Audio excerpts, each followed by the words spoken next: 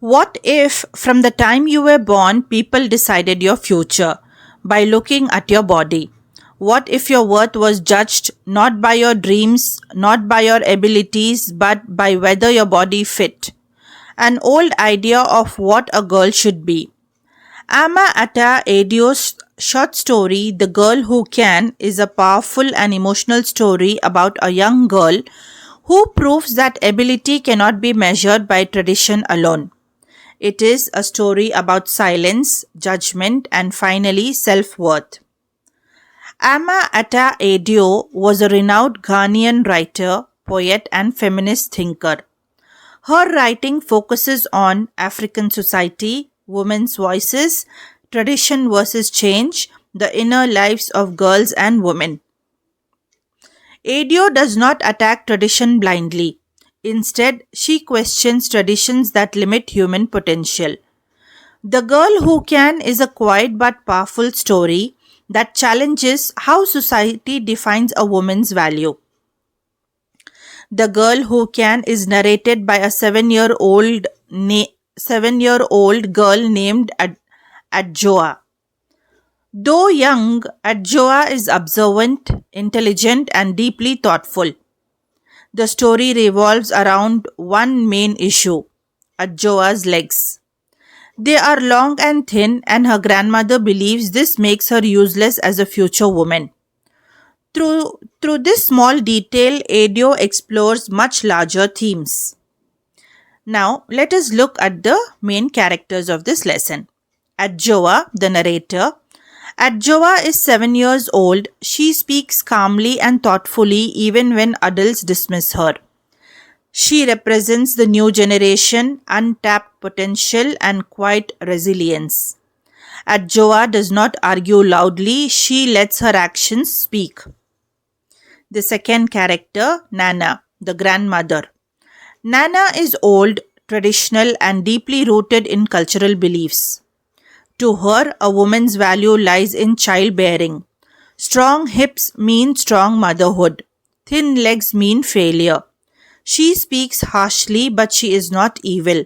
She is shaped by tradition. Third character, Mami, the mother.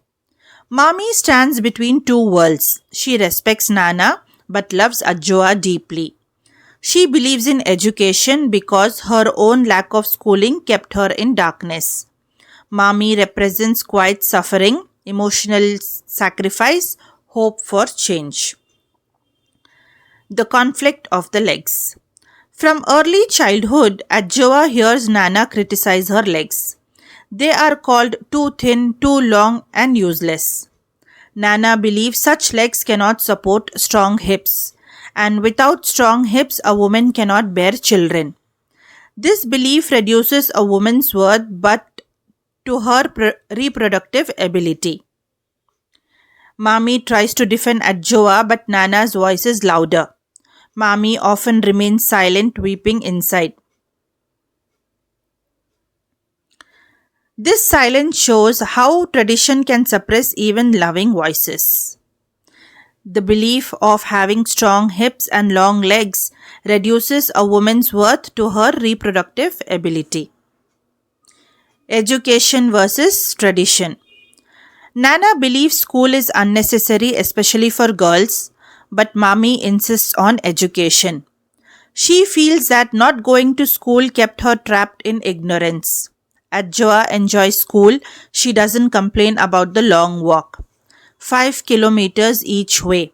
This detail is important. The very legs Nana calls useless are strong enough to walk long distances daily. Yet no one notices until later. The turning point, the race. Everything changes when Adjoa is selected for the district school games. She runs and she wins. Not once but every race. She is awarded the cup for Best All-Round Junior Athlete. This moment shifts the entire story. The thin legs, once mocked, are now celebrated. Ability replaces assumption. Nana's transformation. Nana does not apologize directly. Instead, she changes through action. She carefully irons Adjoa's uniform. She carries the trophy home on her back the same way women carry babies. This gesture is deeply symbolic. It shows that Nana now values Adjoa's achievement as something precious. Her famous realization follows. Thin legs can also be useful, they can run. This line marks Nana's emotional growth. Students, let us look at the themes of this lesson. Gender expectations. The story challenges the idea that a woman's worth lies only in motherhood. Second, generation gap. Nana, Mami, and Adjoa represent past, present, and future. Third, silencing of children. Adjoa's thoughts are often ignored because she is only a child. Fourth, redefining ability. True ability is not what tradition expects but what a person can actually do. I shall conclude here, students. The Girl Who Can is a story about transformation, not just of a grandmother but of belief itself. Ama Ata Aidoo reminds us that tradition must grow, ability must be discovered, and every child deserves to be seen. Adjoa does not argue her worth, she proves it. Ask yourself, how many abilities go unnoticed because they don't fit old ideas? If you found this explanation helpful, like, share, and subscribe to the channel because sometimes the quietest voices carry the strongest truth.